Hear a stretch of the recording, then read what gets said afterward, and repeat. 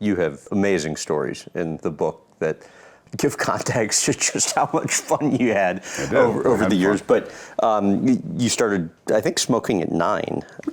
8. Done all sorts of drugs, including heroin. How do you get yourself to stop that? Stop the what? The cigarettes or the heroin? Heroin. I was never fully committed. I mean, I remember all my junkie friends would be like, why don't you just do it? But I was always starting and stopping. Something in me, that was that part of me. Heroin was a finality. It represented a finality, an arrival.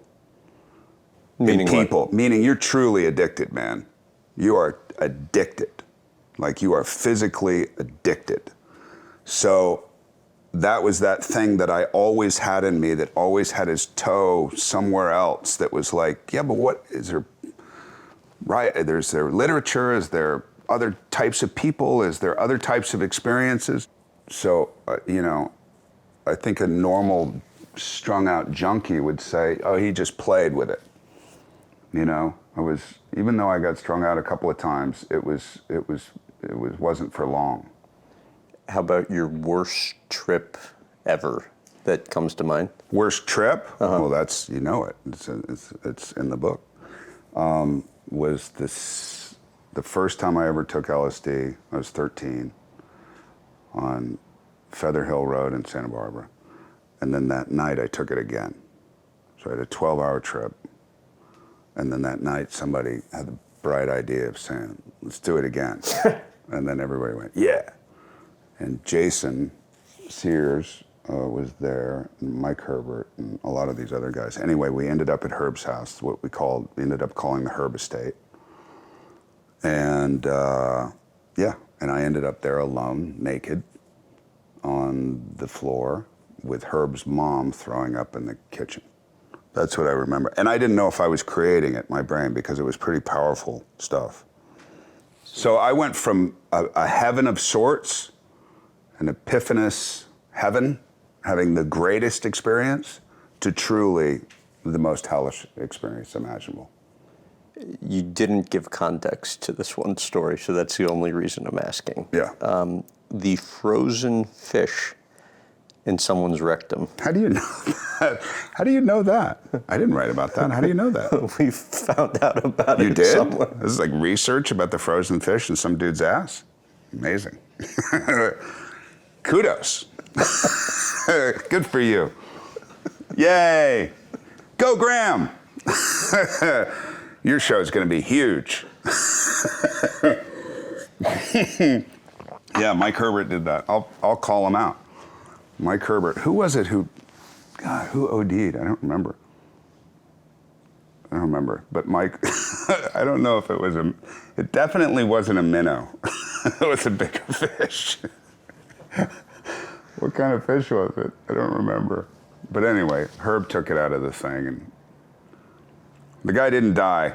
That's the point. He had an awakening. Maybe 2, but he definitely had one.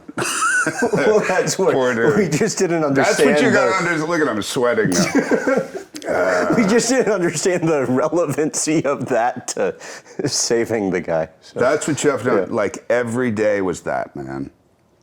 It makes me laugh, it makes me cry, it makes me, because it's insanity. That's the insanity. But was it fun? Do you miss it? No. I love that I have it, though. I wouldn't wish it on anyone. But it's mine. Costa Rica. Yeah, I remember it. Now we're on to the stabbing. A, dude. Well, so it was... You're going to hell, by the way. Oh, come on. So it was... a relationship with God now. Go ahead, try to ask your question. Catherine... she brought up her most vivid memory from that moment is listening to you on the phone. After I'd been stabbed? With your kid's mother. Oh, yeah. Yeah, Debbie. Yeah, she was cool. She was so mellow. It was like, Debbie has known me long enough, almost my whole adult life, that she didn't play into my drama, which was amazing to me. I mean, that was incredible. And was But it I was drama, like, though? huh? Was it drama? I mean, you Yeah, legitimately man. think you're dying in that movie. Yeah, but did I really? You know, I was still walking. I was still all right. The truth of the matter is, being stabbed with what I was stabbed with in the way that I was stabbed, which was a straight arm death blow, I should have died right away. It missed my aortic artery, which comes down and splits, I think. It missed by like 2 millimeters or less. And I would have been passed out in, 45 seconds, 30 seconds, and I would have been dead in 2.5 minutes. But it didn't. That wasn't what was in store for me, and I believe in all that stuff, Why?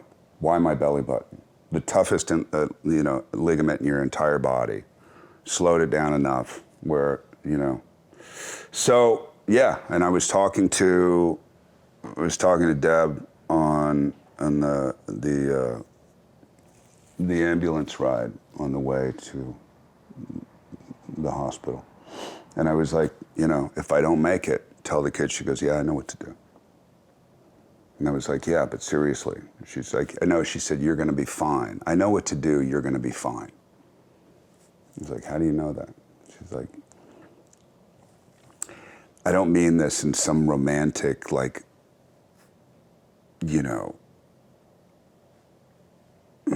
pompous way, but people like you don't die, It's kind of how it felt.